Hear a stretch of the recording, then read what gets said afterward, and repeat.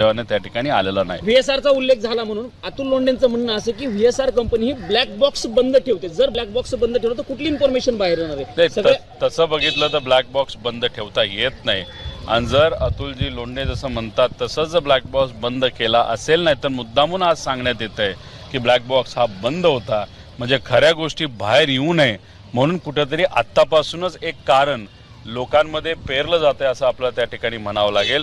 आणि black box बंद करता येत नाही आणि जर असं एखादं कारण दिलं की ब्लॅक बॉक्स बंद असल्यामुळे आम्हाला इन्व्हेस्टिगेशन करता येत नाही तर मी जे म्हणतोय त्याला शिक्कामोर्तब होईल की दादांचा ॲक्सिडेंट नव्हता, दादांचा घात होता, हे तिथं कुठेतरी क्लिअर होईल असं मला वाटतं। तेव्हा त्या ठिकाणी आलेला नाही। व्हीएसआरचा उल्लेख झाला म्हणून अतुल लोंढेंचं म्हणणं असं की व्हीएसआर कंपनी ही ब्लॅक बॉक्स बंद ठेवते, जर ब्लॅक बॉक्स बंद ठेवलं तर कुठली इन्फॉर्मेशन बाहेर येणार आहे? तसं बघितलं तर ब्लॅक बॉक्स बंद ठेवता येत नाही आणि जर अतुलजी लोंढे जसं म्हणतात तसंच जर ब्लॅक बॉक्स बंद केला असेल नाही तर मुद्दामून आज सांगण्यात येत आहे की ब्लॅक बॉक्स हा बंद होता, म्हणजे खऱ्या गोष्टी बाहेर येऊ नये म्हणून कुठेतरी आत्तापासूनच एक कारण लोकांमध्ये पेरलं जाते असं आपल्याला त्या ठिकाणी म्हणावं लागेल।